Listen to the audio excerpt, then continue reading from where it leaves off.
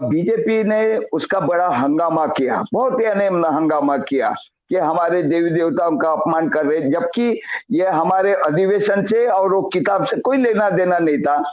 लेकिन इतना विवाद हुआ, इतना विवाद हुआ, तो जो हमारी न्यूज जो अंदर के पेज में होने चाहिए थी, वो हमारे फ्रंट पेज पे हुई। यानी Everyone, please follow, like, share, comment, and subscribe the Samyak Kranti channel. Thank you. जय भीम, नमो बुद्धाय. सम्यक क्रांती चॅनल मध्ये आपले सहर्ष स्वागत. आज आपल्या नमो सोबत बुद्धाय, जय भीम. हाँ, आज आपल्या सोबत माननीय चंद्रबोधी पाटील सर, जे राष्ट्रीय अध्यक्ष आहेत बुद्धिस्ट सोसायटी ऑफ इंडिया, म्हणजेच भारतीय बौद्ध महासभा, जी बाबासाहेबांनी 1954 साली स्थापन केली होती. सर, आपलं स्वागत आहे आपल्या सम्यक क्रांती चॅनल मध्ये. हाँ, नमो बुद्धाय, जय भीम. आपण भारतीय बौद्ध महासभा मध्येच बुद्धिस्ट सोसायटी ऑफ इंडिया या सोसायटीमध्ये गेली अनेक वर्ष काम करताय. अनेक अडीअडचणीला आपण सामोरे गेला असाल. बौद्ध बाबासाहेबांची एक प्रमुख संस्था आहे. या संस्थेबद्दल काय सांगाल आणि आपला परिचय आपण काय द्याल? चंद्रबोधी पाटिल, राष्ट्रीय अध्यक्ष दी बुद्धिस्ट सोसाइटी ऑफ इंडिया, जिसको हम हिंदी और मराठी में भारतीय बौद्ध महासभा कहते हैं. ये संस्था बोधिसत्व डॉक्टर बाबा साहब अम्बेडकर इन्होंने 1954 में स्थापित की थी और 4 मई 1955 को ये रजिस्टर की. सोसाइटी रजिस्टर्ड एक्ट 1860 के तहत, जिसका रजिस्टर नंबर था 3227. इसी संस्था के तत्वाधान में अशोक विजयादशमी यानी 14 अक्टूबर 1956 को बोधिसत्व डॉक्टर बाबा साहब अम्बेडकर ने अपने नागपुर की दीक्षा भूमि पर अपने लाखों अनुयायी को बौद्ध धर्म की दीक्षा दी. ये जो संस्था का जो मुख्य उद्देश्य था, धम्म का प्रचार प्रसार, और बाबा साहब का जो संकल्प था कि भारत बौद्धमय करने का, लेकिन बाबा साहब हमारे बीच में बहुत कम समय रहे. 6 दिसंबर 1956 को उनका परिनिर्वाण हुआ. और ये जो जिम्मेवारी है बाबा साहब के पश्चात, उनके सुपुत्र अन्य भैया साहब अम्बेडकर, ये इनकी एडवाइजरी कमेटी 11 लोगों की एडवाइजरी कमेटी बनी, जिनके सेक्रेटरी भसक गायकवाड़ जी भी थे. भसक गायकवाड़ जी बाबा साहब के भी सेक्रेटरी रहे हैं. तो प्रथम इसमें भैया साहब के इसमें जितने भी रिपब्लिकन पार्टी के टॉप लीडर थे, चाहे एन शिवराज हो, दादा साहब गायकवाड़ हो, बैरिस्टर खोबरागडे हो, डी.ए. कट्टी हो, एल.आर. बाली हो, बीपी मौर्य हो, एन.एम. कामले हो, दादा साहब रुपोते हो, और एकमात्र थे भदंत आनंद कौशल्य. अब ये जो रिपब्लिकन पार्टी के जितने भी नेता थे, इन्होंने प्रायोरिटी अपने राजनीति के लिए दी, और सेकेंडरी ये ट्रस्टी तो बने बुद्धिस्ट सोसाइटी के, लेकिन बुद्धिस्ट सोसाइटी का जो उद्देश्य था उसका पूरा करने के लिए बुद्धिस्ट सोसाइटी को इन्होंने सेकेंडरी ये किया. तो जो सेकंड प्रायोरिटी कार्य हो, हाँ, सेकंड प्रायोरिटी दी. तो जो कार्य होना चाहिए था, जिस उद्देश्य से बाबा साहब ने ये संस्था स्थापित की, वो कार्य होना चाहिए था, वो नहीं हो पाया. भैया साहब का भी निधन 17 सितंबर 1977 को हुआ, और उसके पश्चात उनकी पत्नी मां उपासिका श्रीमती मीराताई अम्बेडकर, उन्होंने सक्सेशन यानी उत्तराधिकारी के रूप में ये एक चेंज रिपोर्ट ये दायर की. अच्छा, ये जो बाबा साहब ने जो संस्था स्थापित की थी, सोसाइटी रजिस्टर एक्ट 1860 के तहत, जब महाराष्ट्र 1960 में जब महाराष्ट्र बना तो महाराष्ट्र की जितनी भी रजिस्टर संस्था थी वो री रजिस्टर करनी पड़ी। तो तत्कालीन हमारे महासचिव थे भस्म गायकवाड़ जी, उन्होंने 1960 में धर्मदाय आयुक्त यानी चैरिटी कमीशन उसके जी जी। आवेदन किया, उसने आवेदन किया और 6 जुलाई 1962 को हमको ये बॉम्बे पब्लिक ट्रस्ट एक्ट 1950 के तहत 1950 के तहत हमको जो रजिस्टर नंबर मिला पीटीआर नंबर F982। तो हम जब लेटर पैड या हमारा जो जितना भी कारोबार होता है तो 3227 जो बाबा साहब ने स्थापित किया वो नंबर, और धर्मदाय आयुक्त यानी चैरिटी कमीशन ने जो नंबर दिया, आज अगर हम अपनी पहचान यानी बुद्धिस्ट सोसाइटी के बारे में अगर कोई जानकारी चाहिए तो F982 जो वर्ली में मुंबई में है, और ये संस्था के माध्यम से पूरे भारत में ये हम कार्य कर सकते हैं। तो जैसा मैंने कहा कि भैया साहब जाने के पश्चात उनकी जो पत्नी है उन्होंने जो दावा किया सक्सेशन का, तो चैरिटी कमीशन में जो चेन रिपोर्ट के माध्यम से उन्होंने अपने चेन रिपोर्ट प्रस्तुत की, तो धर्मदाय आयुक्त ने वे डिसमिस किया, रिजेक्ट किया वो चेन रिपोर्ट। वो इसलिए क्योंकि बाबा साहब का जो बॉयलास था उसमें किसी भी प्रकार के, क्योंकि जीवित रहने तक वे अध्यक्ष थे, अध्यक्ष कैसा बनेगा, क्या कार्यकाल होगा, तो ये जो नियम थे पब्लिक ट्रस्ट एक्ट 1950 के, उसके वो फ्रेम में नहीं हो सकता था वो चेन रिपोर्ट, इसलिए वो रिजेक्ट हुआ। और उन्होंने कहा कि एक स्कीम बनाकर लाइए, लेकिन श्रीमती मीराताई जी ने उसके तरफ ध्यान नहीं दिया। और इसी बीच माननीय शंकरानंद जी शास्त्री जो बाबा साहब के सहकारी थे, डॉक्टर यशवी रामटेके जी नागपुर के, डॉक्टर पीजी ज्योतिकर अहमदाबाद के, ऐसे लोगों की एक बैठक हो गई आगरा में और उन्होंने एक स्कीम बनाई और वे 1980 में वो स्कीम चैरिटी कमीशन में सबमिट की और 24 जुलाई 1981 को ये धर्मदाय आयुक्त ने उसको वो मान्य किया, जिसमें शंकरानंद जी शास्त्री अध्यक्ष, मतलब trustee chairman, doctor Yashwi Ramteke ji Nagpur, doctor PG Jyotikar Ahmedabad, advocate KC Saugat Agra, और 3 जो मुंबई के थे डीडी बाविस्कर, अशोक मुकुंदराव अंबेडकर और केटी अय्यर जी, ऐसे 7 लोगों को चैरिटी कमीशन ने मान्यता दी। जैसी चैरिटी कमीशन ने मान्यता दी तो श्रीमती मीराताई अंबेडकर जी इस निर्णय के खिलाफ, जो आदेश था उस आदेश के खिलाफ वे सिटी सिविल कोर्ट में गई और साथ में उन्होंने भारतीय बौद्ध महासभा के नाम से एक अलग रजिस्ट्रेशन किया जिसका रजिस्टर नंबर था 726।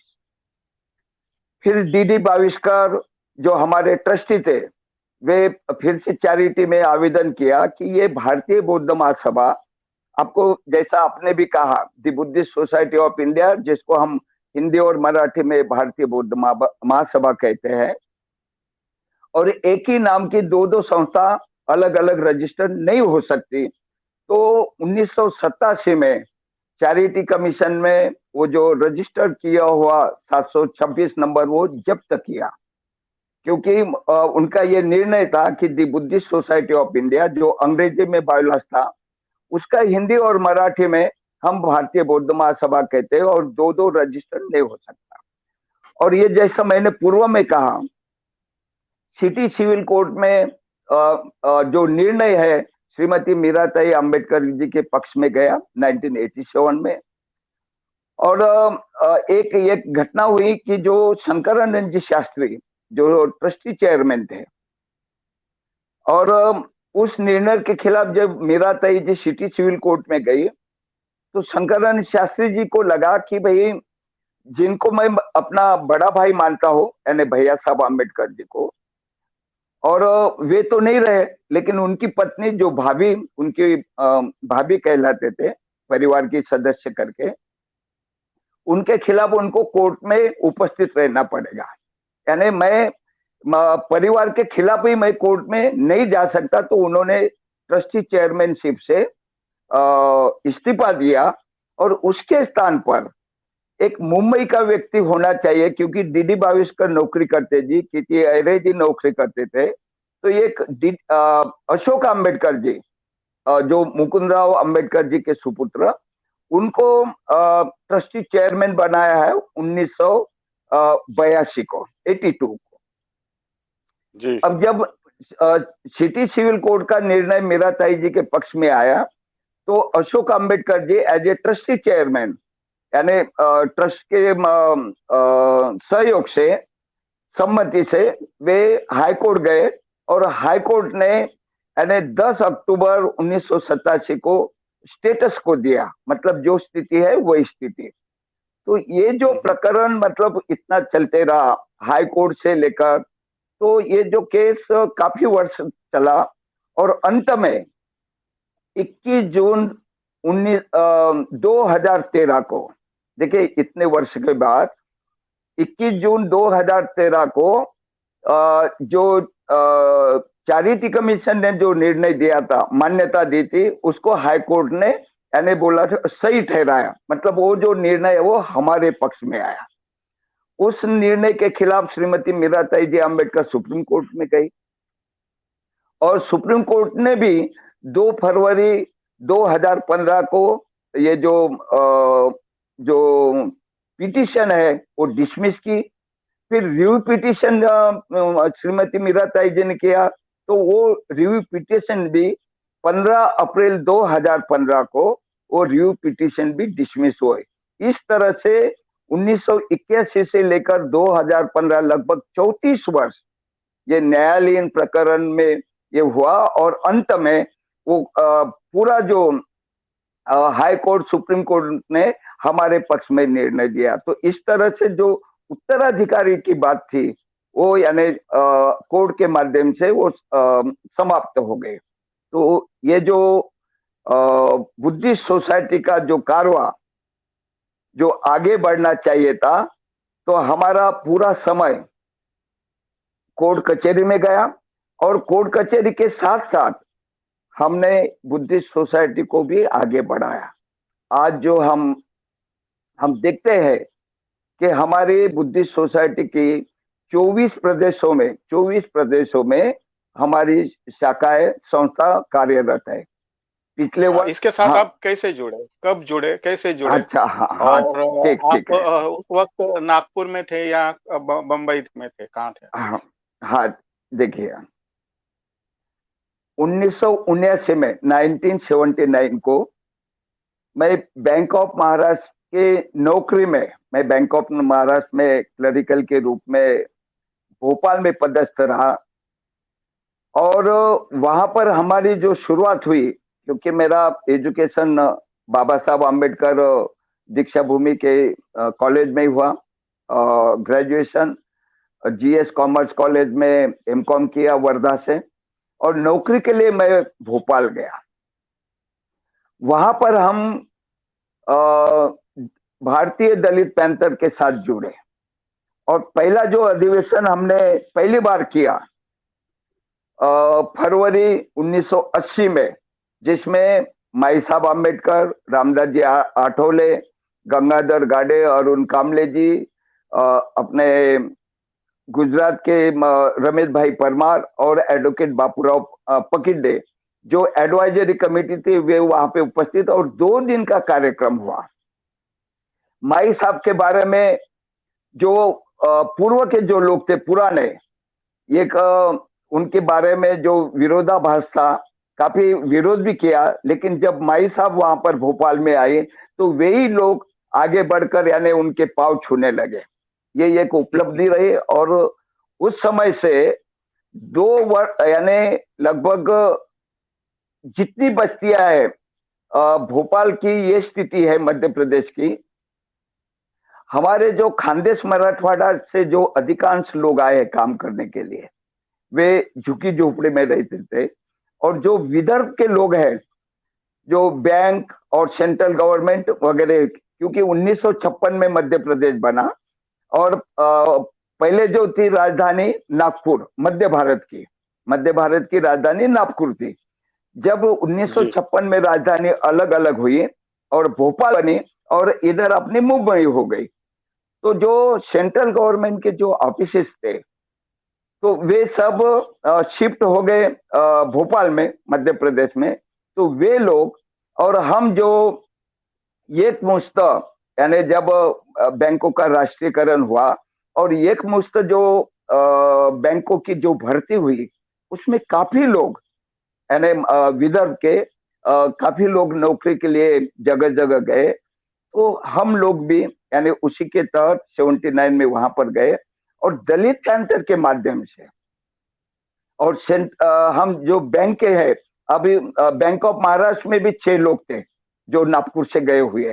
तो हम लोगों ने यानी दलित पैंथर के ये, तो हमने झुग्गी झोपड़ी के लोगों को हमने पहले इकट्ठा किया, उनको इकट्ठा किया, हर बस्ती में जा जाके दलित पैंथर की शाखाएं खोली।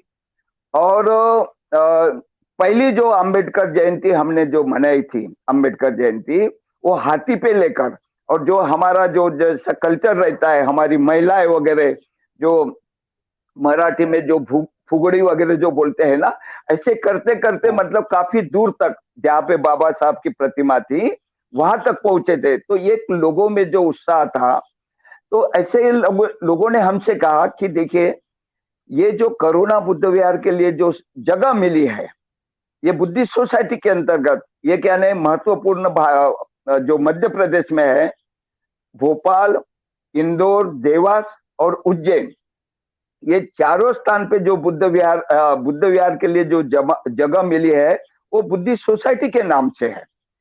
तो हमारे समाज के लोगों ने कहा कि अरे तुम तो बाबा साहब की बात करते हो, ये बुद्ध विहार इतने वर्षों से पड़ा हुआ है, यानी 1972 से, और भूमि पूजन 1976 को भैया साहब अम्बेडकर ने किया था उस समय में। लेकिन वहां पे एक शेड बना हुआ था, तो बोले उसके तरफ आप ध्यान दीजिए।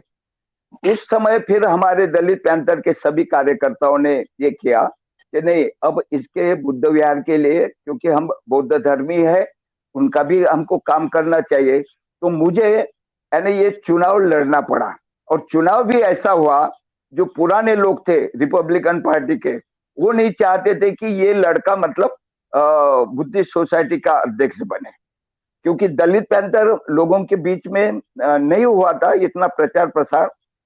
फिर भी जो ऐसा कारपोरेशन जैसा चुनाव हुआ इंक लगाकर, और वहां पे 13 लोगों के बॉडी में 7 लोग जो है मेरे साथ हम चुन कर आए, यानी नवंबर 1983 को। इस तरह से मैं दी बुद्धिस्ट सोसाइटी ऑफ इंडिया में ये भोपाल शाखा का अध्यक्ष बना। और हमारा चुनाव जो लिया था, जो आपको याद होगा, श्रीधर यादव जी, जो मीराताई जी के जनरल सेक्रेटरी थे, तो उन्होंने हमारा चुनाव लिया था, चुनाव करवाया था। लेकिन अब ये जो 83 में जो है, जैसा 1981 में ट्रस्टियों को मान्यता दी थी, फिर भी लोगों को ये जानकारी नहीं थी, यानी इसलिए श्रीधर यादव जी मतलब उसके वो सब पूरे भारत भर में घूमते रहते थे, प्रचार प्रसार। लोगों को ये जानकारी नहीं थी कि नहीं, ये अभी ट्रस्टी उनको मान्यता, क्योंकि एक तरफ अंबेडकर परिवार और एक तरफ ये साधारण लोग, तो लोगों में ये प्रचार प्रसार होने में बहुत विलंब लगा।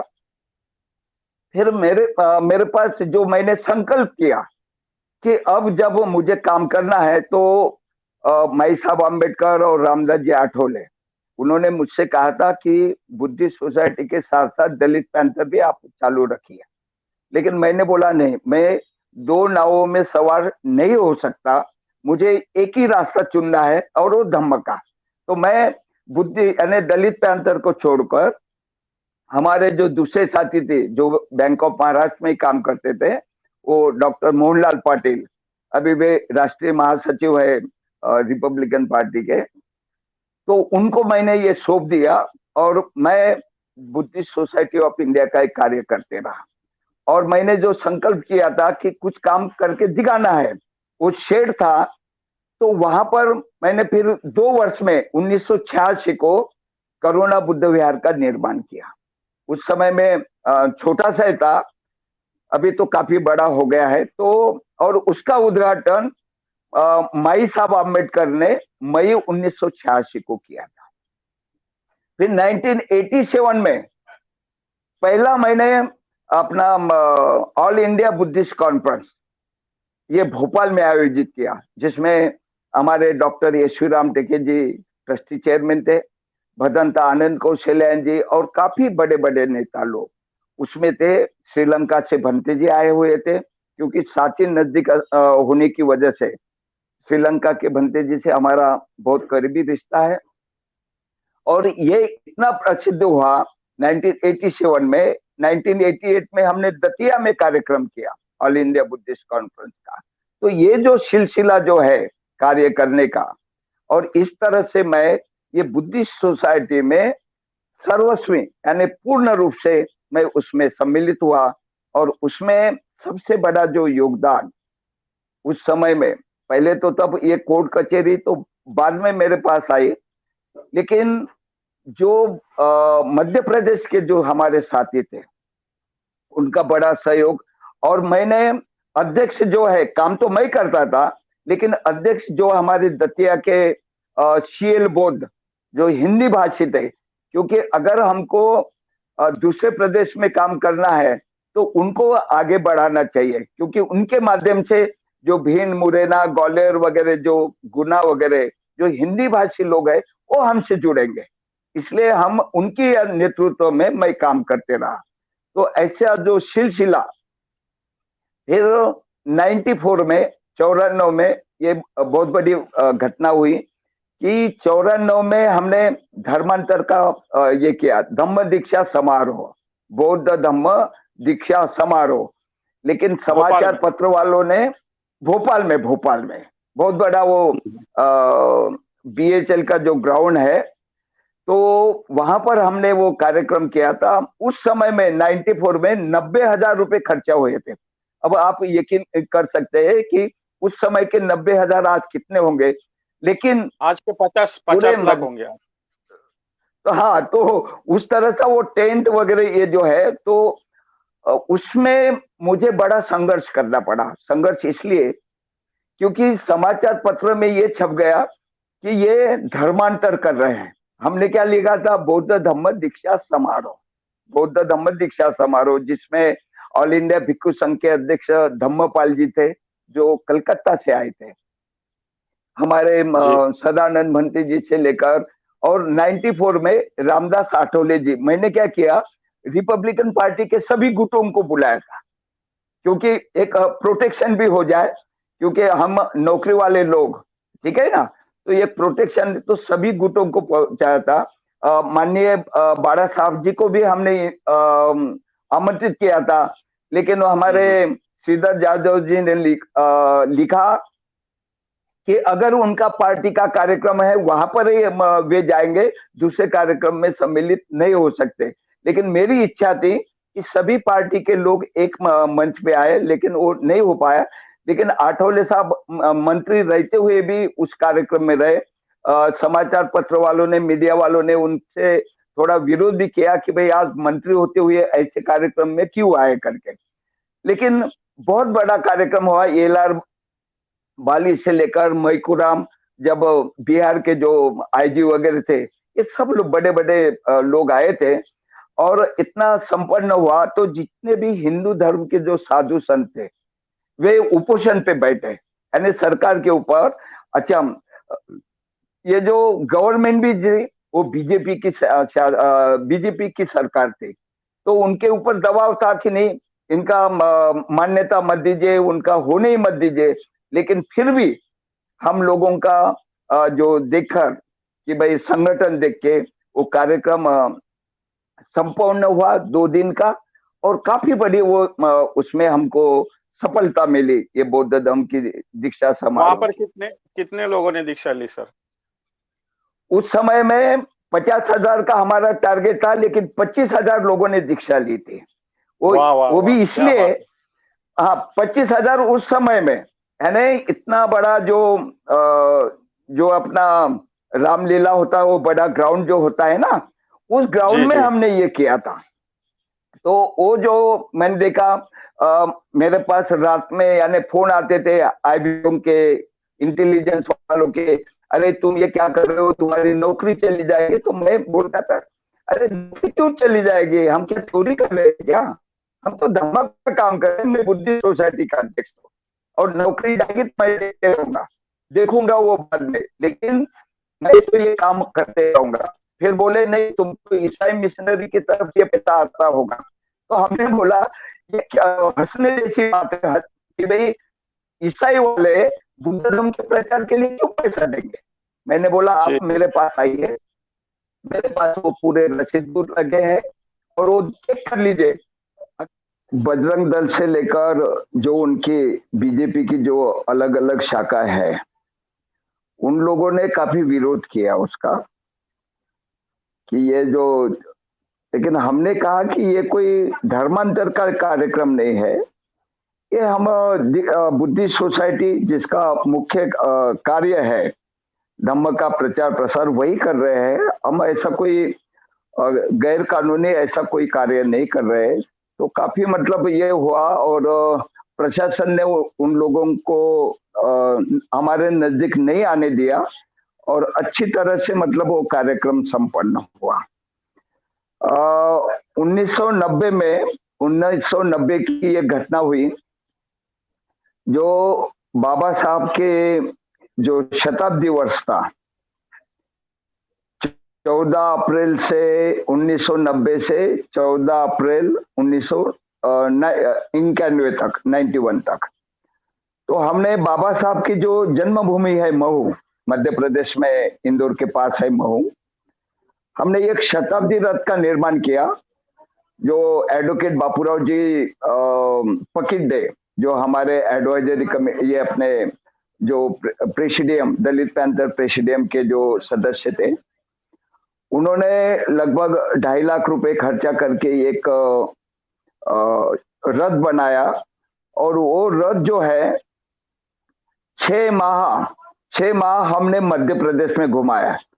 तो 4 माह तो मैं स्वयं या वो उनके साथ रहा, क्योंकि छत्तीसगढ़ भी वो मध्य प्रदेश में था पहले। छत्तीसगढ़ 2000 साल के पश्चात अलग हुआ। तो हमें यानी उधर भोपाल से लेकर इधर ये बिलासपुर और रायपुर यहाँ तक आना पड़ा। तो मुझे जगह जगह अध्यक्ष की नियुक्ति करनी पड़ी। तो पहले 2 माह तो मुझे इसके लिए लगे, और 2 माह मैं अपने शताब्दी रथ के साथ घुमा। तो हमने जो बाबा साहब की जो छोटी छोटी किताबें थी, तो जिसकी कीमत 30 रुपए, तो हमने 15 रुपए आधे कीमत में, यानी ये प्रचार प्रसार के माध्यम से, और ऐसे ऐसी जगह गए कि बाबा साहब कौन, ये हमको पूछने वाले लोग थे। मतलब मध्य प्रदेश में जो आदिवासी एरिया है, वहां पे बाबा साहब को भी नहीं जानते थे। तो उनको लगा कि और कोई बाबा होंगे, बाबा यानी ये साधु संत की बात होती, लेकिन हमारे इसमें सांची स्तूप का ये था, चित्र था, बाबा साहब का बड़ा फोटो था, और बाबा साहब की अस्थियां लेकर हम चल रहे थे। और ज्योत, जो हमारी ज्योत यानी रात दिन चलती थी। तो ऐसा हमने जो लिखा था, बाबा साहब जन्मभूमि से निर्वाण भूमि। तो निर्वाण भूमि लोगों को आज भी, यानी काफी लोगों को यही पता है कि बाबा साहब का निर्वाण कहाँ पर हुआ, चैत्य भूमि मुंबई, ये लोगों की समझ है। लेकिन हमने अपने प्रचार में कि हमने निर्वाण भूमि यानी 26 अलीपुर रोड दिल्ली, ये लोगों को बताया कि हाँ दिल्ली में 26 अलीपुर रोड दिल्ली, कि बाबा साहब का जो परिनिर्वाण हुआ वो वहां पर हुआ, वहां पे जो रहते थे। तो हमने 14 अप्रैल 1991 को हमने वहां पर समापन किया, 26 अलीपुर रोड पे। जबकि वो जो स्थान था वो जिंदल के जो उद्योगपति है जिंदल, अभी तो बाद में गवर्नमेंट ने वो उनसे परचेज किया, लेकिन वो बंगला जो था उनके अंडर में था, जिंदल के पास, और वहां पे हमने वो समापन किया था। इसी बीच में एक घटना हुई भोपाल में दिसंबर 1990 में। एक मूर्ति लगी हुई थी हमारे अंबेडकर नगर की तरफ, तो वो किसी शरारती तत्वों ने वो तोड़ दिया। काफी आंदोलन हुआ उसमें, और जो बीजेपी शासन था, तो जो कांग्रेसी लोग थे, कांग्रेसी जो लीडर, उन्होंने वो चड्डी जुलूस वगैरह निकाला, और जो सुंदरलाल पटवा थे जो मुख्यमंत्री, उसको साड़ी पहनाकर उसकी अर्थी वहां पर ली थी। तो पुलिस से और हमारे बीच में काफी मारपीट भी हुई, काफी उसमें आगजनी भी हुई। तो जो नेता लोग थे, जो प्रमुख, वे तो वो भाग गए, और हम जो बैठे थे उसमें सम्मिलित हुए। पुलिस ने लगभग 200 लोगों को जेल में डाल दिया, 200 लोगों को, और उसमें से 11 लोग जो थे, ये न्यायालयीन कस्टडी में हम लोग गए, न्यायालयीन कस्टडी से। तो मुख्य आरोपी उन्होंने मुझे बनाया। देखिए, मैं बैंक कर्मी, और मुझे उन्होंने मुख्य आरोपी बनाया। तो सेशन कोर्ट और बड़े यानी 9 धाराएं अलग अलग लिखी। इसमें सरकारी जो संपत्ति है उसका जलाने का, वो जीप वगैरह, पुलिस पे ये, और सीएसपी का सर फूटा था, तो 307 वो कलम भी लगी थी। तो इस तरह से यानी मुझे मुख्य आरोपी बनाया उन्होंने, यानी और 11 दिन मैं जेल में रहा। हम 8 लोग, 11 लोग, हम 11 दिन जेल में रहे, तो 8 पुरुष और 3 महिलाएं। तो काफी यानी लोगों ने यानी साथ दिया हमारे इसमें जमानत लेने के लिए भी। तो वो जो प्रसंग था, और 3 वर्ष जो है हमारी केस चली, और जब कांग्रेस से सरकार आई दिग्विजय सिंह जी की, उन्होंने वो केसेस जो है वो पूरी विड्रॉ करवा दिया था। लेकिन एक बात एक रही, क्योंकि हम सच्चाई के लिए गए, कोई गैर कानूनी नहीं किया था, तो बैंक ने हमें कोई सस्पेंड भी नहीं किया, क्योंकि उसका आधार था कि हमने समाज, एक बुद्धिस्ट सोसाइटी के कार्यकर्ता के रूप में हमने ये कार्य किया। इसलिए ये जो प्रसंग जो है, 11 दिन जेल के जो कैदी थे उनके बीच में रहना, ये अलग ही अनुभव रहा हमारा। इस तरह से हमारा कार्य चलता रहा। 2001 में पहली बार मैं श्रीलंका गया, और वहां के राष्ट्रपति जो महिंदा राजपक्षे जी उस समय के, उनसे मुलाकात हुई। और इस तरह से, क्योंकि सांची नजदीक होने की वजह से, वहां पे नवंबर में जो कार्यक्रम होता है अंतिम रविवार को, उसमें भगवान बुद्ध के जो मुख्य शिष्य है अरहंत सारिपुत्र और महमूद गलयान, इनकी अस्थियां वहां पे रखी रहती है। तो वर्ष में एक बार उस लोगों के दर्शनार्थ रखी जाती है, और वो पूरा कार्यक्रम जो है संचालन बुद्धिस्ट सोसाइटी करती है। तो इसलिए श्रीलंका महाबोधि सोसाइटी और हम ऐसे मिलजुल कर ये काम करते हैं।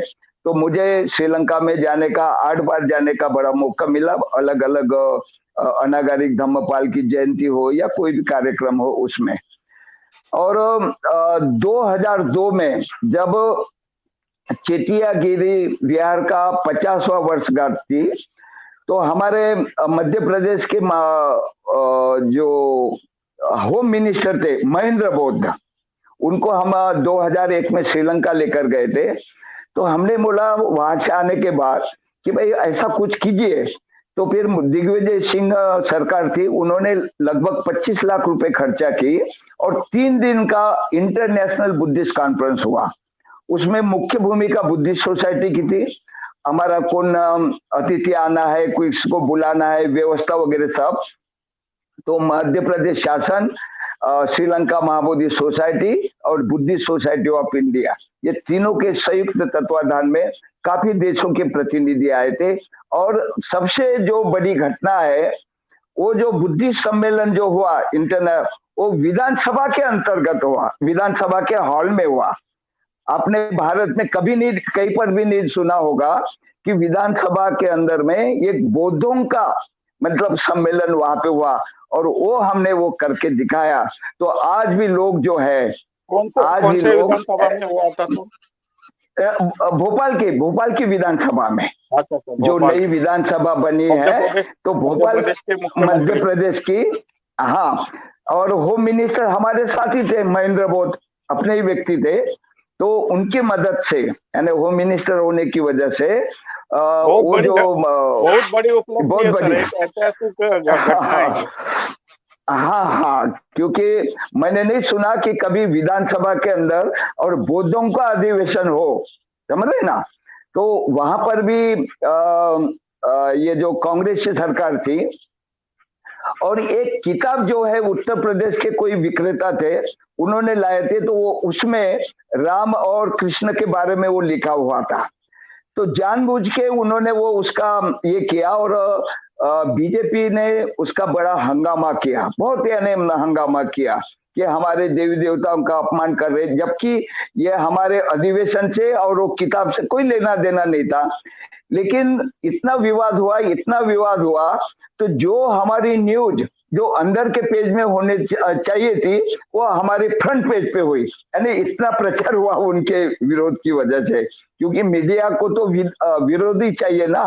तो ये जो हमारे जो साथी है, और मेरे जीवन की बहुत बड़ी घटना है कि भाई मैंने जैसा दीक्षा समारोह हो गया, फिर जेल में जाने का प्रसंग रहा, यानी नौकरी करते करते, और मैं लगभग 30 वर्ष बैंक में नौकरी किया, लेकिन प्रमोशन नहीं लिया मैंने, क्योंकि अगर मैं अधिकारी बनता तो आज जो हूँ वो नहीं हो सकता था। यानी बड़े अधिकारी बन के ये संस्था का कार्य नहीं कर सकते थे। यानी जैसा मुझे कोर्ट में जाना है, चैरिटी में आना है, तो मेरे पास, मैं हेड कैशियर था, चाबी मैं भेज देता था कि ये आवश्यक कार्य है, मैं जा रहा हूं करके। तो इस तरह से मैंने संस्था को यानी यहाँ तक लाने में बहुत बड़ा संघर्ष किया। अकेला मैं भोपाल से आता था, चैरिटी में और कोर्ट में, अकेला। और उसमें जो मुझे साथ मिली, एक तो हमारे दलित अंतर के साथी होने से माननीय रामदास जी आठवले, उनके साथ रही, क्योंकि वे अगर मेरे पीछे नहीं रहते तो मैं नहीं समझता कि ये कोर्ट कचहरी और ये मैं लड़ सकता था। क्योंकि एक वे सामने तो नहीं आते थे, लेकिन सबको मालूम था कि इनके पीछे रामदास आठवले जी का एक है। और हमारी संस्था की जो घटना थी, इधर डॉक्टर एसवी रामटेके जी जो नागपुर में रहते थे, और अशोक अम्बेडकर जी मुंबई में, 1982 से लेकर वे लगातार ट्रस्टी चेयरमैन थे, जबकि नियम है 5-6 साल के बाद यानी अलग अलग ट्रस्टियों को देना, लेकिन वो छोड़ने को तैयार नहीं थी। फिर इसका कैसा समाधान हो, तो मैं आठवले साहब के पास गया, उनको बोला कि देखिए हम तो इधर केस तो लड़ ही रहे और ये आपस में झगड़ रहे। तो फिर उन्होंने अपने लेटर हेड पे, जो समाज कल्याण मंत्री थे, अपने लेटर पैड पे सबको पत्र लिखा जो हमारे ट्रस्टी थे, और 6 में से 5 ट्रस्टी उपस्थित हुए, और वहां पे अशोक अम्बेडकर जी ने ट्रस्टी पे अपना ये ट्रस्टी का उन्होंने अपना इस्तीफा दिया, ट्रस्टी चेयरमैन का। और उसी वजह से डॉक्टर एसवी रामटेके जी 1995 ट्रस्टी चेयरमैन बने। आज अगर हम शेड्यूल 1 में आप देखेंगे तो trustee chairman doctor SV Ramteke, vice president professor PG Jyotikar, और advocate KC Saugat general secretary. ये आज भी हम शेड्यूल 1 में देख सकते हैं। तो इस तरह से ये सुलझाने में यानी रामदास जी का बहुत सहयोग रहा। और साथ में जब हमारे एडवोकेट प्रीतम कुमार शेगावकर जी मंत्री बने थे, वे भी हमारे साथ में थे, वे भी कोर्ट में मेरे साथ उपस्थित रहते थे, और उन्होंने इसके लिए हमको काफी आर्थिक सहयोग दिया, क्योंकि हाई कोर्ट और सुप्रीम कोर्ट आप जानते हैं कि बहुत सारा खर्च होता है, लेकिन इन्होंने मदद की। हाँ, और दूसरा जो एक और वो कार्य करते करते मैं अपना आखिर में वो अंतिम में वो बात करेंगे ही उसकी कि ये जो अशोक अम्बेडकर जी की वगैरह, तो इस तरह जो मेरा कार्य है, जो पूरी जिम्मेवारी, जब मुझे जनवरी 2000 में डॉक्टर यशवी राम टिके जी ने और बाकी ट्रस्टियों ने जनरल पावर ऑफ अटर्नी दी, 7 जनवरी 2001 को मुझे राष्ट्रीय अध्यक्ष नियुक्त किया ये ट्रस्टियों ने, और तब से मेरी ये जो जिम्मेवारी बहुत अधिक बढ़ गई। और पूरा जो है, एक तो कोर्ट कचेरी देखना और साथ साथ में अपने संस्था का प्रचार प्रसार करना, अलग अलग प्रदेशों में यानी शाखा का निर्माण करना। वैसे तकलीफ तो बहुत हुई, क्योंकि एक तरफ जो है अम्बेडकर परिवार और एक तरफ हम सामान्य लोग, सामान्य हम जो, तो लोगों के बीच में जो बाबा साहब अम्बेडकर के परिवार के पीछे जो आस्था थी, तो लोगों को हमको बड़ी शाखा गठन करने में बहुत तकलीफ हुई। फिर भी हमने जब वो कोर्ट के कागजात बताए, सब पूरी बातें बताई, तो लोग हमारे साथ में आते रहे। और मुझे खुशी है कि एक हर 5 साल में हमारा अध्यक्ष का फिर से यानी चुनाव होता है। तो अब मेरा जो ये 5वां टर्न है, अभी 3 साल के लिए बना हो। अभी पिछले फरवरी 2021 से 2024 तक मेरा कार्यकाल है, फिर और कोई जिम्मेवारी लेगा। तो इस तरह से मैंने बुद्धिस्ट सोसाइटी को अपने परिवार से अधिक, नौकरी से अधिक मैंने ये संस्था को समय दिया, संस्था को यहाँ तक लाया। और मेरे जो सहयोगी विशेषता जो मध्य प्रदेश के लोग थे, मध्य करुणा बुद्ध विहार में एक हॉल भी बनाया जिसका वो किराए भी आता था। इस तरह से जो हमने वो हॉल का और किराए से, तो अभी हमारे एडवोकेट भीमराव कामड़े जो नागपुर के हैं, शंकरराव ढेंगरे जो जनरल सेक्रेटरी है, चिंतामन पगारे है, सोमकोर जी, ये कुछ लोग जो है उन्होंने काफी सहयोग दिया। और अब तो इतनी शाखाएं है, जब भी यानी कोई आवश्यकता पड़ती है तो हमारे शाखा के कार्यकर्ता जो है उसमें आर्थिक मदद करते हैं।